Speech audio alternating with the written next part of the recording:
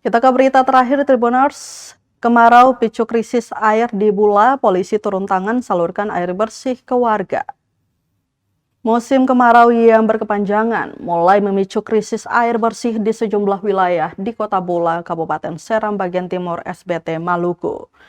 Menyikapi kondisi tersebut, Polres SBT menyalurkan air bersih kepada warga di kawasan Englas, Kecamatan Bula, menggunakan kendaraan taktis water cannon. Aksi tersebut dipimpin langsung oleh Wakapolres SBT, Kompol Yohanes Titus, bersama personil Polres SBT.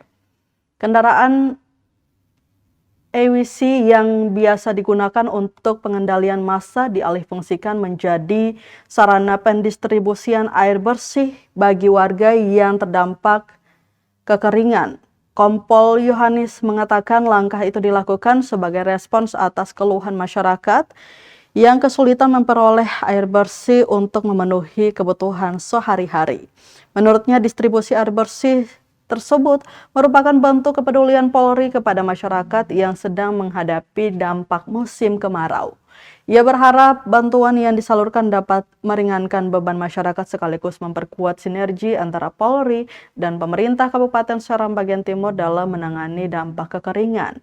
Diketahui bantuan air bersih tersebut disambut antusias oleh warga Englas. Mereka mengaku bantuan itu sangat membantu di tengah terbatasnya pasokan air bersih akibat kemarau yang melanda wilayah tersebut.